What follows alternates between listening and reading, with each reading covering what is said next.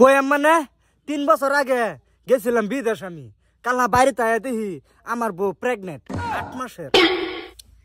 কস কি সত্য তোর মতো যে কইতাছস তুইরা আলেন কি মিছা লাগছে বাস্তব প্রমাণ সামনে এনে বইতেছি।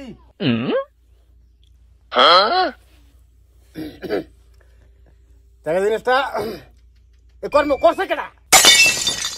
মাদর সাহেব আমি না। হ্যাঁ এই তোর জিগাইছে কেডা রে? এই এটা কেডা রে? এটা আমার ভাই সুড্ডা। হ্যাঁ আলে কান্দস কে দে আমার বলতে চাইতা। মাদর সাহেব হের দিকে সাইন না যায় হে ডরা বেকলটা জুটু। ও আচ্ছা আচ্ছা বুঝছি তা রাখ তোর এই বস্তুটা ভাঙাই দিই আমি। মনোহর রুন তোলা খাওয়াটা তার নজর কই যাচ্ছি ভাই সবাই নজর তোরা। মনোহর আমি জঙ্গলটা যাইতাছি। হ্যাঁ মনোহর জঙ্গলটা যাইতাছি ঠাস করে একটা বাঘ আমার সামনে ঘুরে গেছে।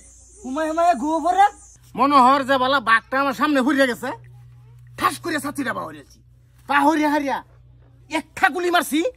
একটা গুলি গায়ের একেবারে বাঘের সিনাটার মধ্যে লাগছে লাগার লগর লগে বাঘটা মাটির মধ্যে ঠাস করে পড়ে গেছে। পড়ে গেছে একেবারে দাঁতিরে পাহরিয়া দা শেষ মারা গেছে। মাদর সাহেব এটা টালাপ করলান নিশ্চয়ই গুলিটা বেলেগ কেউ চালাইছে। এই জায়গা তুই বুঝছস তোর বুদ্ধি আছে বালা তোর বইডিরও মনোহর যে বেলেগে মারছে গুলিটা। এই মধ্য তুই কই যাস এ ভাই বা মেল হারা গেছে না তো গালি দে মান ধরা গেলি আমার বিল চাইতা। মাদর সাহেব কইলাম যে হের দিকে চাই তখন না যে সেরাটা ডরা বেকল। হ্যাঁ ধরা দুজি তে হে বেক করলেই দুজি তে বন্দুকটা যে বা হলো তার অন্তরটা একটু কাপড় না গুলিটা ফুরাইলো কিবা হে কেডা কেডা হ্যাঁ কেডা বাবে আন জায়গা আমি মান ধরা গেলি চাইতা দে আমার বিল। তোর ভাইটার দিকে আমার কত সন্দেহ হইতাছে। মাদর সাহেব আমার বেকল বাইডার রূপে কলঙ্কের দাগ লাগাইতে শুন।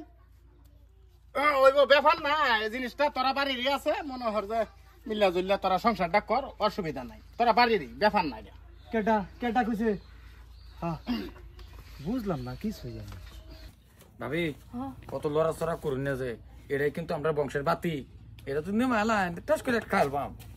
হ্যাঁ হ্যাঁ ঠিকই কইছস তোর ভাবির উপরে ভালো চিন্তা আছে রে তোর আমার তো দরদ তোর বেশি এরম ভাই লাগে ঘরে ঘরে ঠিকই আছে।